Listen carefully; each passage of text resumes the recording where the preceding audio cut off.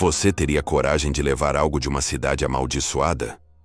Dizem que quem tira qualquer objeto de Bodhi, por menor que seja, acaba atraindo uma maldição terrível. Mas por que essa cidade abandonada do Velho Oeste é considerada tão perigosa até hoje? No coração do deserto da Califórnia, em 1859, um homem chamado W.S. Bodie descobriu ouro. A notícia se espalhou rapidamente e, em pouco tempo, garimpeiros invadiram a região. Onde antes havia apenas pedras e poeira, surgia uma nova cidade, Bodhi. Em poucos anos, aquela terra esquecida virou símbolo de esperança, promessa de fortuna rápida e vida nova para milhares de aventureiros. Com o avanço das escavações, surgiram as primeiras casas de madeira, salões improvisados e estabelecimentos rudimentares. Bodhi crescia como fogo em mato seco. O ouro jorrava das montanhas, e junto dele vinham criminosos, bêbados, pistoleiros e oportunistas. A cidade se tornava caótica, uma terra sem lei onde o faroeste selvagem se mostrava em sua forma mais pura e brutal. Em seu auge, Bodhi abrigava mais de 10.000 pessoas. Salões, bordéis e casas de jogos dominavam as ruas. Era comum acordar com relatos de tiroteios, incêndios e desaparecimentos. A violência era rotina, e a morte espreitava a cada esquina. Muitos que chegavam nunca voltavam. O ouro brilhava, mas o preço era pago com sangue. As minas nunca paravam. Dia e noite, centenas de trabalhadores entravam nas profundezas do solo, enfrentando calor sufocante e riscos constantes. Histórias bizarras começaram a surgir. Vozes nos túneis, vultos que desapareciam no escuro, equipamentos que se moviam sozinhos. Algo parecia vivo debaixo da terra. Algo que não queria ser incomodado. A cidade logo começou a ganhar fama de amaldiçoada. Moradores relatavam visões estranhas, como sombras observando das janelas ou vultos caminhando à noite. Crianças sumiam. Alguns acreditavam que os espíritos daqueles mortos injustamente, no auge da ganância, ainda vagavam pelas ruas, impedindo que Bodhi descansasse em paz. Mesmo assim, a ganância mantinha todos ali. A promessa de riqueza cegava os habitantes, e ninguém ousava ir embora de mãos vazias. As histórias de maldições se tornavam lendas, mas eram sempre contadas em sussurros. Diziam que levar algo da cidade traria má sorte. Um simples prego enferrujado poderia ser um bilhete para a ruína. Com o tempo, as minas começaram a secar. Investidores sumiram, e os trabalhadores foram partindo um a um. O brilho do ouro se apagava, e o desespero tomava conta. 2 incêndios destruíram grande parte da cidade. Mesmo assim, algo permanecia ali. Algo que parecia não querer ser esquecido, como se a cidade tivesse alma própria, uma alma sombria. Hoje Bodhi está congelada no tempo. Uma cidade fantasma com casas preservadas, móveis intactos e poeira acumulada como uma cápsula do Velho Oeste. Mas visitantes ainda relatam sensações estranhas. E placas alertam: não leve nada com você. A maldição de Bodhi, dizem, ainda está viva, esperando o próximo a desrespeitar seu descanso. As minas de Bodhi formavam um labirinto abaixo da cidade, com túneis estreitos que se estendiam por quilômetros. Os trabalhadores relatavam que, em certos pontos, o silêncio absoluto era rompido por sussurros inexplicáveis. Não havia vento, nem eco. Apenas uma presença. Um som fraco, quase humano, que vinha do fundo da terra. Mineiros experientes começaram a recusar turnos nas áreas mais antigas. Diziam que o ar ali era mais denso, como se a própria mina estivesse respirando. Ferramentas desapareciam, objetos mudavam de lugar, e em uma ocasião, um homem foi encontrado, morto, com os olhos arregalados e sem ferimentos visíveis. Os registros da época mostram acidentes estranhos. Vigas caíam sem motivo, explosões ocorriam mesmo com todos os cuidados. Um engenheiro anotou em seu diário: a mina se move e observa. Essas palavras foram encontradas anos depois, rabiscadas na parede da entrada de um dos túneis mais profundos, como um aviso. A paranoia crescia. Alguns mineiros começaram a afirmar que estavam sendo seguidos dentro dos túneis. Relatos davam conta de figuras encapuzadas, sombras que atravessavam paredes e vozes chamando nomes no escuro. Um grupo inteiro pediu demissão, após ouvir um grito coletivo vindo do fundo: Mesmo sem ninguém lá, para conter o pânico, a administração proibiu comentários sobre assuntos sobrenaturais. Mas isso apenas aumentou os rumores. Os moradores passaram a temer não apenas o subsolo, mas também os reflexos nas janelas, os ruídos à noite e até mesmo os espelhos, que diziam mostrar o que não estava presente. Um cartógrafo da cidade tentou mapear os túneis, mas nunca conseguiu concluir o trabalho. Os corredores mudavam de lugar. Certa vez, ele marcou uma bifurcação que, no dia seguinte, havia desaparecido.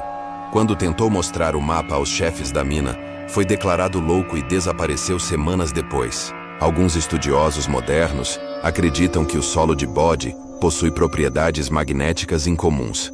Isso explicaria as distorções, os colapsos e até os relatos de alucinações.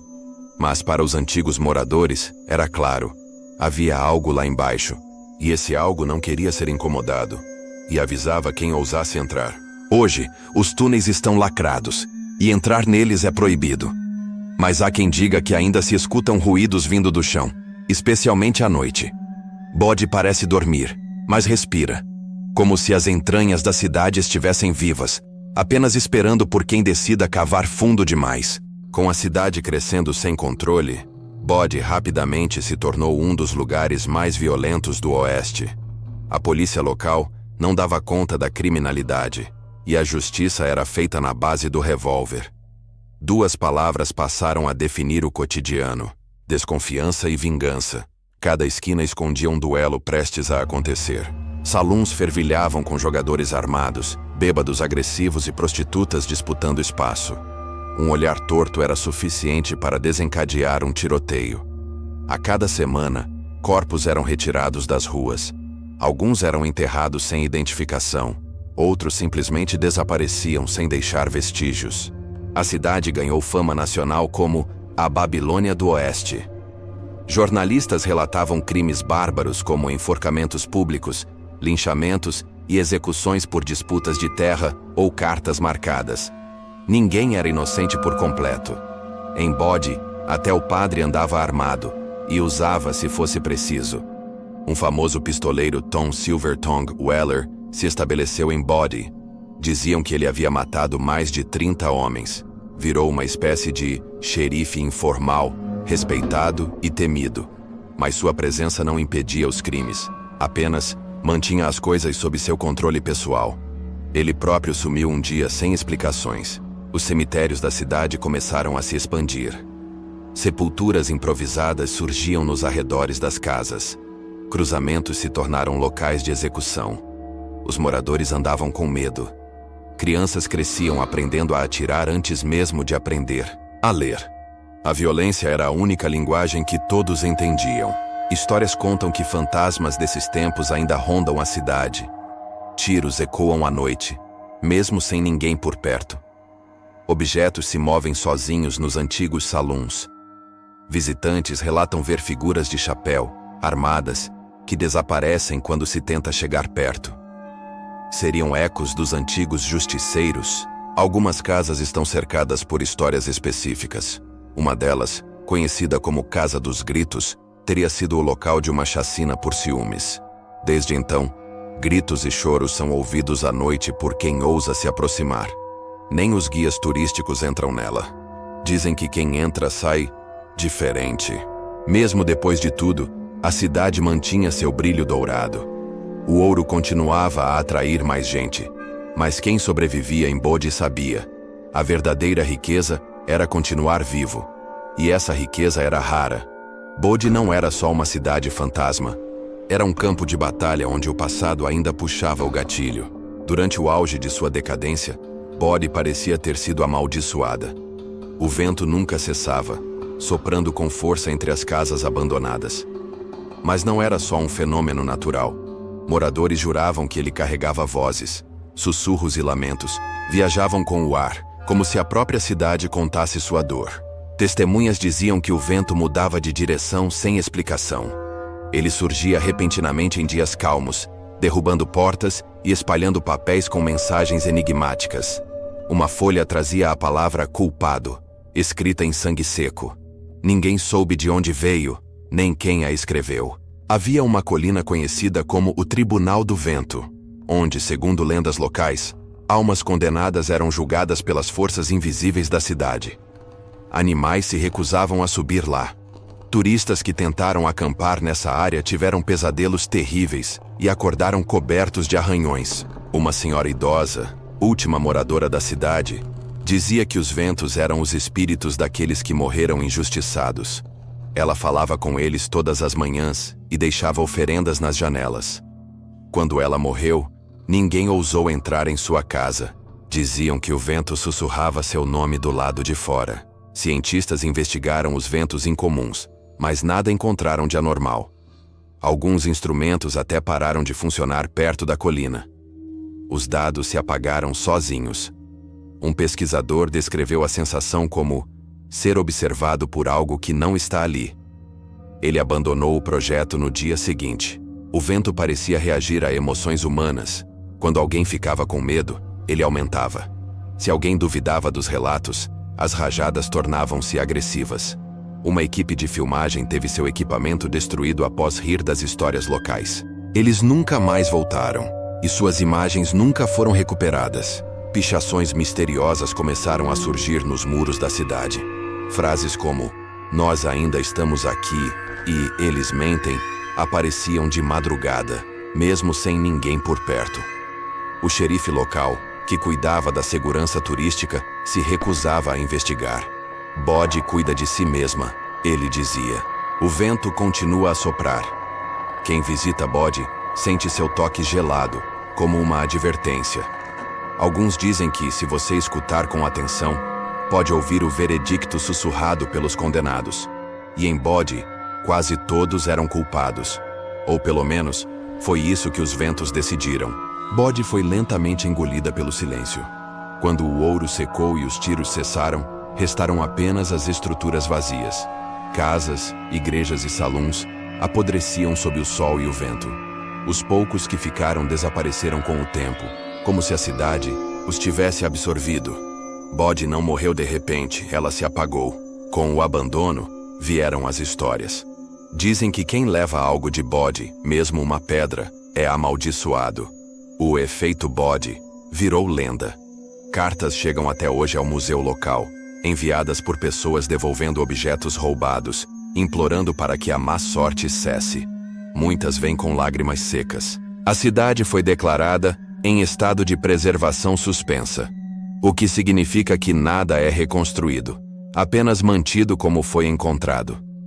Como um corpo embalsamado, Bode permanece congelada no tempo, seus pecados preservados em madeira, podre e vidro quebrado. Visitá-la é entrar num mundo que resiste a morrer. Nos dias mais silenciosos, o ar parece pesar. Visitantes relatam ouvir passos, portas rangendo, risadas distantes. Algumas janelas exibem rostos que desaparecem quando alguém se aproxima. A cidade assiste, silenciosa, como se ainda estivesse julgando quem entra, e nem sempre deixa todos saírem iguais. Guardiões locais se referem a Bode como um organismo vivo.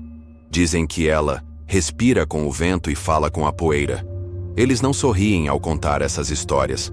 Falam com respeito, e às vezes com medo. Um deles disse que a cidade só aceita os mortos. Os vivos são apenas hóspedes temporários. Durante um incêndio misterioso em 1932, partes da cidade foram consumidas pelas chamas. Ninguém soube como começou. O fogo parecia seletivo, destruiu casas específicas, poupando outras ao lado. Os moradores chamaram aquilo de punição final. Depois disso, ninguém mais quis reconstruir nada. Hoje Bode é uma cápsula do tempo. Os prédios ainda estão lá, como se esperando seus donos voltarem. Mas eles nunca voltarão. O ouro se foi, a violência também. O que resta são memórias, fragmentos e um silêncio que parece observar. Uma cidade que morreu sem ser enterrada. Talvez Bode nunca tenha sido uma cidade comum. Talvez ela nunca tenha sido viva de verdade. Talvez tenha sido construída sobre dor, cobiça e sangue, destinada a desaparecer. E agora, tudo o que resta é o último suspiro de uma cidade que sussurra aos corajosos, que ousam ouvir.